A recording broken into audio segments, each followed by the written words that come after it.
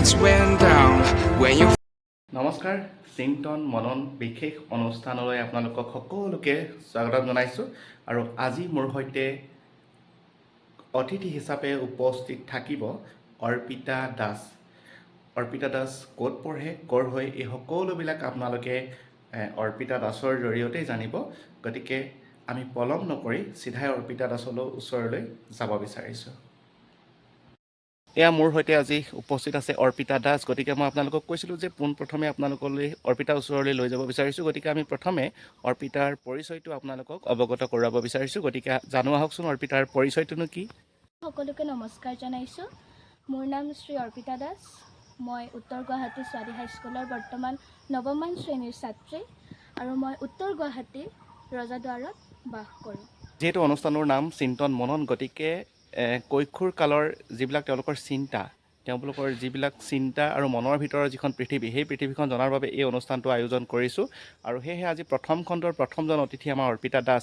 গতিকে অৰ্পিতাৰ মনৰ ভিতৰৰ পৃথিৱীখন জানিবৰ কাৰণে অৰ্পিতালৈ মই প্ৰথমটো প্ৰশ্ন কৰিব বিচাৰিছোঁ যে পৃথিৱীখনৰ সকলোতকৈ ধুনীয়া ঠাইখন বুলি যদি মই তোমাক কওঁ, তুমি এই বয়সলৈকে তুমি যিখন পৃথিৱী দেখিছা, সেই দৃষ্টিভংগীৰে তোমাৰ সকলোতকৈ পৃথিৱীৰ ধুনীয়া ঠাইখন কি? তুমি কি ভাবা? মোৰ দৃষ্টিত পৃথিৱীৰ সকলোতকৈ ধুনীয়া ঠাইখন প্ৰথমতেইতো প্ৰদূষণমুক্ত হ'ব লাগে। তাৰ পাছত মোক লাগে এখন ধুনীয়া সেউজীয়াময় পৰিৱেশ, য'ত চাৰিওফালে আৱৰি থাকিব বিভিন্ন ধৰণৰ গছ গছনি, ফল ফুলৰ গছ, লগতে বনৌষধি গছ। লগতে লাগে মোক তাত এখন ধুনীয়া নিজে সজা ঘৰ। লাগে মোক গাড়ীৰ হৰ্ণৰ সলনি চৰাই চিৰিকটিৰ সুমধুৰ কণ্ঠস্বৰ, লগতে কাষতে এটি নিজৰা, য'ৰ পৰা বৈ থাকিব নিৰবিচ্ছিন্নভাৱে পানীৰ সোঁত। এনেকুৱা এখন পৰিৱেশ আচলতে মই কল্পনা কৰোঁ। আচলতে মই যেতিয়া প্ৰশ্নটো কৰোঁ তেতিয়া ফ্ৰণ্ট কেমেৰা কৰি এনেদৰে প্ৰশ্ন কৰিবলগীয়া হয়। গতিকে অৰ্পিতাই প্ৰথম প্ৰশ্নটো বৰ ধুনীয়াকৈ উত্তৰ দিলে। এতিয়া দ্বিতীয় প্ৰশ্নটো মোৰ জানিবলৈ মন গৈছে, অৰ্পিতা যিহেতু তেওঁ উত্তৰ গুৱাহাটীত থাকে, গতিকে উত্তৰ গুৱাহাটীও এটা যদিও চহৰ, যদিও আমি এইখিনি টাউন বুলি কওঁ, এটা গাঁৱৰ পৰিৱেশটো অলপ আছে। ইয়াৰ 10 বছৰ আগলৈকে হয়তো বহুত আছিলে, এতিয়া বহুতখিনি পৰিৱৰ্তন হৈছে। গতিকে মই অৰ্পিতাক সুধিবলৈ বিচাৰিছোঁ যে এখন গাঁও, যদি তুমি এখন গাঁও মনৰ ভিতৰত এখন তোমাৰ যদি গাঁও আছে, সেই গাঁওখন তুমি কেনে হোৱাটো বিচাৰা? তুমি কেনেকুৱা এখন গাঁৱত তুমি থাকি ভাল পাবা? তোমাৰ সেই সপোনৰ গাঁওখননো কেনেকুৱা বা কল্পনাৰ গাঁওখননো কেনেকুৱা? মোৰ কল্পনাৰে এখন গাঁও হ'ব লাগে ধুনীয়া সেউজীয়াময় পৰিৱেশেৰে আৱৰা, বিভিন্ন ধৰণৰ ঔষধি গছ বা মূল্যৱান গছেৰে, চেগুন, গমাৰি আদি গছেৰে আৱৰি থকা। লগতে এখন ধুনীয়া খেতিপথাৰ আৰু এটি নামঘৰ, এটা পুথিভঁৰাল, য'ত আমি সকলোৱে গৈ বিভিন্ন ধৰণৰ কিতাপ পত্ৰ পঢ়িব পাৰোঁ আৰু সন্ধিয়া আমি নামঘৰত গৈ ভগৱানক প্ৰাৰ্থনা কৰিব পাৰোঁ।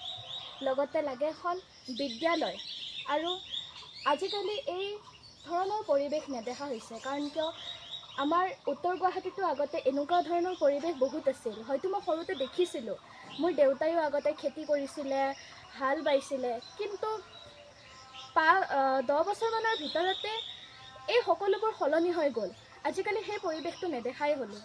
গতিকে এনেকুৱা এটা পৰিৱেশ মই কল্পনা কৰোঁ আগৰ দৰে, যাতে এখন ঘৰ হওক, এটা নামঘৰ হওক, এটা পুথিভঁৰাল থাকক, চাৰিওফালটো খেতিপথাৰেৰে আৱৰি থাকক, এক প্ৰদূষণমুক্ত ঠাই, ধুনীয়া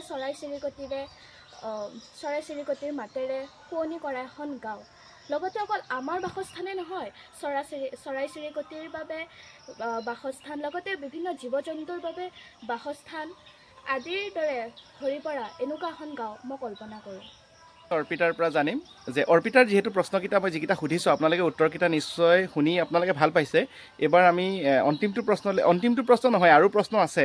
গতিকে এইবাৰ প্ৰশ্নটোলৈ আহিছোঁ যে অৰ্পিতাই কিতাপ পঢ়ি ভাল পায়নে? এতিয়া যিহেতু অৰ্পিতা নৱম শ্ৰেণীৰ শিক্ষাৰ্থী, গতিকে অৰ্পিতাই কিতাপ পঢ়েনে বা কি কিতাপ পঢ়ি ভাল পায়, এই গোটেই কথাবিলাক অৰ্পিতাৰ পৰা জানিব বিচাৰিছোঁ।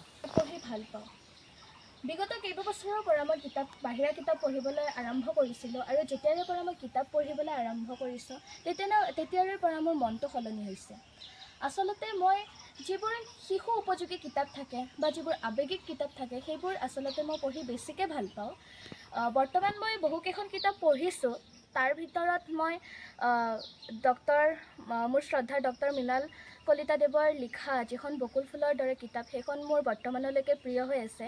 নাজানো পিছলৈকে আৰু অন্য কিতাপ হ'ব পাৰে, কিন্তু বৰ্তমানলৈকে মোৰ এইখন প্ৰথমতেইতো মোৰ এইখন কিতাপ সকলোতকৈ বেছি ভাল লাগে। আৰু দ্বিতীয়তে ডক্টৰ ৰুবুল মাউতদেৱে লিখা মোৰো এটা সপোন আছে, এই কিতাপ দুখন মোৰ বেছিকৈ ভাল লাগে। অৰ্পিতাই বৰ ধুনীয়া দুখন গ্ৰন্থৰ কথা ক'লে, যি দুখন গ্ৰন্থ অৰ্পিতাই ভালদৰে পঢ়িছে, আৰু এইটো অসমত প্ৰতিগৰাকী কিশোৰে পঢ়া উচিত। যিসকলে পঢ়িব পাৰে তেওঁলোকে পঢ়া উচিত এই গ্ৰন্থকেইখন। হয়তো বহুতে পঢ়িছে আৰু ইয়াৰ চৰ্চাও বহুখিনি হৈছে, গতিকে অৰ্পিতাও এই কথাখিনি ক'লে। অৰ্পিতাৰ লগত এদিন কথা পাতি থাকোঁতে অৰ্পিতাই মোক কৈছিলে যে গ্ৰন্থ এখন পঢ়াৰ পাছত তেওঁ মানসিক জগতত কেনেকৈ ক্ৰিয়া কৰি থাকে, তেওঁৰ বিভিন্ন কথা মোক সেইদিনাখন মানে ধুনীয়াকৈ কৈছিলে আবেলি সময়ত। গতিকে মই ভাবোঁ আজি দৰ্শকসকলকো জনাওঁ যে এখন কিতাপ পঢ়াৰ পাছত তেওঁলোকৰ মনস্তাত্ত্বিক দিশটো কেনেকুৱা হয়, বা তেওঁ কৈছিলে যে কিতাপ এখন পঢ়াৰ পিছত তেওঁ বহু সময় নীৰৱে থাকিবলৈ মন যায়, কোনো ধৰণৰ মানুহৰ কথা শুনিবলৈ মন নাযায়, মানে তেওঁ নীৰৱে থাকি ভাল পায় মুঠতে সেই সময়খিনি। গতিকে তেওঁনো আৰু কি কয় এই কথাখিনি মই অৰ্পিতাৰ পৰা জানি ল'ব বিচাৰিছোঁ। আচলতে মই যেতিয়া কিতাপ এখন পঢ়োঁ, সেই কিতাপখন পঢ়ি থাকোঁতে আচলতে এৰিবলৈ ইচ্ছা নাযায়। কিন্তু যেতিয়া মই কিতাপ এখন পঢ়ি শেষ কৰোঁ, তেতিয়া মোৰ খুব নীৰৱে থাকিবলৈ ইচ্ছা যায়। নীৰৱতা আগতে মই ভাল নাপাইছিলোঁ, কিন্তু এতিয়া মই নীৰৱতা ভাল পাওঁ যেতিয়াৰ পৰা মই কিতাপ পঢ়িবলৈ আৰম্ভ কৰিছোঁ। আচলতে যেতিয়া মই নীৰৱে থাকোঁ, তেতিয়া মই মোৰ নিজৰ বিষয়ে, অৰ্থাৎ মোৰ জীৱনটোৰ বিষয়ে বা ভৱিষ্যতৰ বিষয়ে বা মোৰ লক্ষ্যৰ বিষয়ে মই ভাবিবলৈ সুযোগ পাওঁ। কথাবিলাক নিশ্চয় আপোনালোকে শুনি আছে, যথেষ্ট পৰিণতভাৱে উত্তৰবিলাক দিছে, আৰু মই এনেকুৱা উত্তৰ আচলতে কামনা কৰা নাছিলোঁ, তথাপি বৰ যথেষ্ট ধুনীয়াকৈ উত্তৰবিলাক দিছে। গতিকে আমি ইয়াৰ পিছৰ পৰ্যায়লৈ যাব বিচাৰিছোঁ। কেইটামান বহুত ধুনীয়া ধুনীয়া প্ৰশ্ন আপোনালোকৰ বাবে অৰ্পিতাৰ মুখৰ পৰা জানিবৰ কাৰণে মই লৈ আহিছোঁ। সেই প্ৰশ্নকেইটা সুধিব লাগিব। গতিকে এইবাৰ মই সুধোঁ যে সুখ, যে আমাৰ জীৱনটো আগুৱাই নিবৰ কাৰণে, আমি আগুৱাই যাবৰ কাৰণে আমাৰ জীৱনত সুখৰ অতিকৈ প্ৰয়োজন। গোটেই পৃথিৱীখন সুখৰ বাবেই বলীয়া হৈ আছে, সুখ বিচাৰি মানুহ বলীয়া, আমি কবিতাও পঢ়িছোঁ। গতিকে অৰ্পিতাই কেতিয়া বেছি সুখ অনুভৱ কৰে, সেই কথাটো মই জানিবৰ কাৰণে অৰ্পিতাক এই প্ৰশ্নটো কৰিছোঁ। গতিকে অৰ্পিতাৰ পৰা এই প্ৰশ্নটো জানি লওঁ আহকচোন। আচলতে মই তেতিয়া সুখ অনুভৱ কৰোঁ যেতিয়া মই মোৰ মা দেউতা বা মোৰ শিক্ষাগুৰুসকলক বা বিশেষভাৱে সক্ষম ব্যক্তি বা মোৰ বন্ধু বান্ধৱীসকলক যেতিয়া মই সহায় কৰি তেওঁলোকৰ মুখত এক মিচিকে হাঁহি দেখা পাওঁ, তেতিয়া মই মোৰ মনটোত সুখ অনুভৱ কৰোঁ। আচলতে সুখ হৈছে এক স্বৰ্গীয় অনুভূতি। আমি সুখ পাবলৈ হ'লে আমি আমাৰ নিজৰ স্বাৰ্থ বলিদান দিব লাগিব। আমি আনৰ সুখত সুখী আৰু আনৰ দুখত দুখী অনুভৱ কৰিলেহে আমি প্ৰকৃত সুখ লাভ কৰিব পাৰোঁ। সেয়েহে মই আনৰ সুখত মই সহায় কৰা কাম এটাত যদি আনে সুখ অনুভৱ কৰে, তেতিয়াহ'লে ময়ো মনত সুখ অনুভৱ কৰোঁ। আৰু এটা প্ৰশ্ন, যে কি কাম নকৰিলে, দিনটোত কোনটো কাম নকৰিলে বহুত বেছি খং উঠে আৰু বহুত বেছি মনটো বেয়া লাগি থাকে সন্ধিয়ালৈ? মই যেতিয়া মোৰ পাঠ্যক্ৰমৰ কিতাপ হওক বা বাহিৰা কিতাপ হওক, যদি মই দিনটোত এবাৰো যদি কিতাপ এখন নপঢ়োঁ, তেতিয়া মোৰ মনটো খুব বেয়া লাগি থাকে। আমি দৰ্শকসকলক অৰ্পিতাৰ বহুত কথা শুনালোঁ। অৰ্পিতাই বৰ ধুনীয়া গানো গায়। গতিকে মই ভাবোঁ আপোনালোকক প্ৰথমে এটা গান শুনাই লওঁ, আৰু গানৰ পিছতে আমাৰ আৰু দুটা প্ৰশ্ন আছে। এই দুটা প্ৰশ্ন কিন্তু অতি সুন্দৰ, অতি ভাল লগা মোৰ কাৰণে। আপোনালোকে হয়তো এই উত্তৰকেইটা শুনি ভাল পাব প্ৰশ্নকেইটাৰ। গতিকে সেই দুটা সুধিম, কিন্তু তাৰ আগতে এটা সুন্দৰ গান আমি অৰ্পিতাৰ মুখৰ পৰা শুনিব বিচাৰিছোঁ। কাৰণ অৰ্পিতাই ভাল গান গায়, ভাল নাচে, কিন্তু নচাৰ পৰিৱেশ আমাৰ যিহেতু নাই, আমি আজি ইমান গৰম, গতিকে আমি বাহিৰতে আমি দুয়োজনে আলাপ কৰি আছোঁ। গতিকে আপোনালোকক এই আলাপৰ মাজে মাজে মই ভাবিছোঁ অৰ্পিতাৰ এটা ধুনীয়া গান আপোনালোকক শুনাওঁ। আপোনালোকেও শুনি ভাল পাব। অৰ্পিতাৰ গানটো শুনি লওকচোন। অস্ত আকাশৰে সপোন ৰহন খানি, ক্লান্ত লৈ তৰে হেঙুলীয়া পানী, বৈ যায় বৈ যায় বৈ যায়, অস্ত আকাশৰে সপোন ৰহন খানি, ক্লান্ত লৈ তৰে হেঙুলীয়া পানী, কোন সুন্দৰ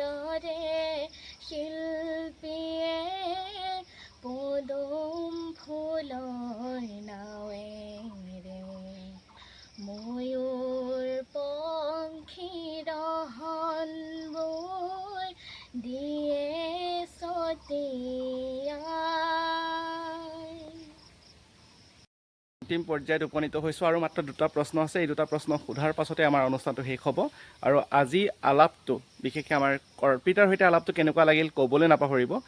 আৰম্ভণিতে আপোনালোকক আমি কৈছোঁৱেই যে আমি বিশেষকৈ এই আলাপটো চিন্তন মনন শিতানটোত বিশেষকৈ 5 বছৰৰ পৰা আমি 15 বছৰ যিসকল কিশোৰী আছে তেওঁলোকৰ সৈতে আমি আলাপ কৰাৰ চেষ্টা কৰিম। গতিকে আজি আমাৰ প্ৰথম খণ্ডৰ প্ৰথম অতিথি আছিল অৰ্পিতা দাস। গতিকে অৰ্পিতা দাসৰ সৈতে আমি কথা পাতিলোঁ। এতিয়া অন্তিম দুটা প্ৰশ্নলৈ আমি যাব বিচাৰিছোঁ।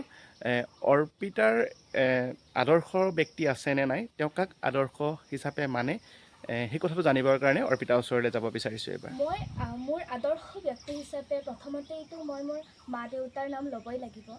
তাৰ পাছত আহে মোৰ শিক্ষাগুৰুসকল। শিক্ষাগুৰুসকল মোৰ অকল বিদ্যালয়ৰ নহয়, মোক এই আমাৰ জীৱনটো হৈছে এটা সংগ্ৰাম। এই সংগ্ৰামৰ পথত যোনে মোক অকণমান হ'লেও শিক্ষা প্ৰদান কৰিছে, জ্ঞান দিছে মোক, তেওঁলোককো মই শিক্ষক বুলি অভিহিত কৰোঁ, আচলতে শিক্ষাগুৰু বুলি অভিহিত কৰোঁ। গতিকে মোৰ এই সংগ্ৰাম পথত বা এই পথত আগুৱাই নিবলৈ যিসকল ব্যক্তিয়ে মোক আগুৱাই নিছে বা পথ দেখুৱাইছে, তেওঁলোককো মই শিক্ষাগুৰু হিচাপে অভিহিত কৰিম। আৰু মা দেউতাৰ পিছতে শিক্ষাগুৰুসকলকে মই মোৰ আদৰ্শ ব্যক্তি হিচাপে গণ্য কৰোঁ। অন্তিমটো ক্ষণত আহিছোঁ আৰু অন্তিমটো প্ৰশ্ন, আৰু ইয়াৰ পাছত আৰু প্ৰশ্ন নাই। গতিকে যথেষ্টখিনি আমি অৰ্পিতাৰ মনৰ কথা জানিলোঁ। আপোনালোকে নিশ্চয় ভাল পালে, আৰু কোনে কেনেকুৱা পালে এই কথাখিনি কিন্তু জনাবলৈ নাপাহৰিব। কমেণ্টত আপোনালোকে জনাব। যদি ফেচবুকত চাই আছে তেতিয়াহ'লে জনাব, ইউটিউবত চালেও আপোনালোকে জনাব। মুঠতে জনাব কেনেকুৱা পাইছে। অৰ্পিতাই উৎসাহ পাব আৰু ভৱিষ্যতেও আমি অৰ্পিতাৰ সৈতে কথা পাতিম। কিন্তু এতিয়া শেষৰটো প্ৰশ্ন হৈছে, অৰ্পিতাৰ দৃষ্টিৰে সফলতা মানেনো কি, এইটো জানো আহক অৰ্পিতাৰ মুখেৰে। আৰু ইয়াৰ পিছতেই এই ভিডিঅ'টো সমাপ্ত হ'ব, অৰ্পিতাৰ কথাখিনিৰ পিছতে। গতিকে সকলোকে গোটেই ভিডিঅ'টো সম্পূৰ্ণকৈ চোৱাৰ বাবে ধন্যবাদ জনাইছোঁ। আৰু চিন্তন মনন এই অনুষ্ঠানত আমাৰ নতুন নতুন অতিথি আহি থাকিব। এছ হেপিনেছৰ উদ্যোগ আৰু প্ৰদীপ গগৈয়ে সহযোগ কৰিছে। গতিকে আপোনালোকে আমাক সঁহাৰি দিব বুলি আশা কৰিলোঁ। ধন্যবাদ। মোৰ দৃষ্টিত সফলতা মানে হৈছে মই দিনটোত যিখিনি কাম কৰিম বুলি ভাবোঁ বা যিখিনি কাম মই কৰিম, সুচাৰুৰূপে কৰিব পাৰিম বা নিয়াৰিকৈ মই সেই কামখিনি কৰিব পাৰোঁ, তেতিয়াই মই সফল হওঁ বুলি ভাবোঁ। কাৰণ যেনেকৈ আজি ঘপকৈ ইণ্টাৰভিউটো ল'লে, আৰু কালি মোৰ দেউতাৰ ভৰিৰ বিষ হ'ল, আজি হস্পিটেলত যাব লগা হ'ল, মই ঘৰ ৰখিব লগা হ'ল। এই ঘপককৈ যিটো কাম হ'ল, আজিৰ এই কামখিনিয়ে যদি মই সুচাৰুৰূপে বা নিয়াৰিকৈ যদি মই কামখিনি চলাই নিব পাৰোঁ, তেতিয়াই মই সফল হ'ম বুলি ভাবোঁ। আৰু APJ আব্দুল কালামে এষাৰ কথা কৈছিল যে সফলতাৰ সংজ্ঞা যদি শক্তিশালী হয়, তেনেহ'লে বিফলতাই কেতিয়াও তোমাক পৰাভূত কৰিব নোৱাৰে। গতিকে আমাৰ মনত সকলোৰে এটা লক্ষ্য আছে যে আমি ভৱিষ্যতে এই লক্ষ্যত উপনীত হ'ব পাৰিম নোৱাৰিম নাজানো, তাত ইমান ফ'কাছ কৰা নাই। কিন্তু এই সৰু সৰু পদক্ষেপ যদি আমি হাতত লৈ যাওঁ, নিয়াৰিকৈ যদি কৰি যাওঁ এই সৰু সৰু কামসমূহ, তেতিয়া হয়তো আমি নিজৰ লক্ষ্যত সহজে উপনীত হ'ব পাৰিম। আৰু সেইবাবে সফলতা আমাক লাগিবই, জীৱনত আমাক সফলতা লাগিবই।